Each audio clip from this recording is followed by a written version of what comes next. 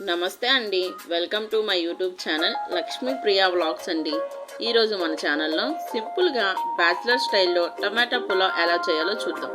ముందుగా stove on చేసి pan పెట్టుకొని కొంచెం నెయ్యి కొంచెం ఆయిల్ పోసుకోవాలి. ఆయిల్ హీట్ అయ్యాక బిర్యానీ దినుసులు జీడిపప్పు వేసుకొని ఫ్రై చేసుకోవాలి. కట్ చేసి పెట్టుకున్న పచ్చిమిరపకాయ ముక్కలు ఉల్లిపాయ ముక్కలు వేసుకొని బాగా ఫ్రై చేసుకోవాలి. అల్లం చిన్నులపాయ పేస్ట్ వేసుకొని పచ్చివాసన పోయేదాకా ఫ్రై చేసుకోవాలి.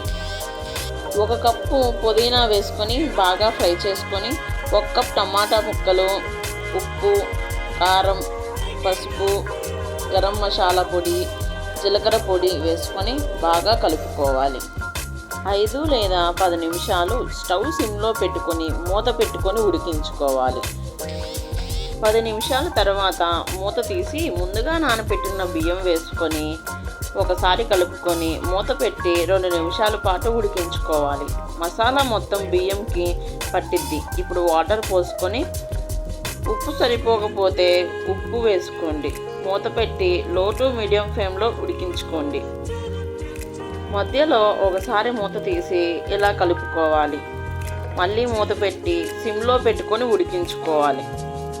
చూడండి, రైస్ ఎంత పొడి పొడిలాడుతా ఎంత బాగా ఉడికిందో. ఇంతేనండి, టమాటో పులావ్ అయితే చాలా టేస్టీగా ఉందండి. చాలా సింపుల్ రెసిపీ కూడా. మీరు కూడా ట్రై చేసి ఎలా ఉందో కామెంట్లో చెప్పండి. నా వీడియో కనుక నచ్చితే లైక్ చేసి సబ్స్క్రైబ్ చేసుకోండి.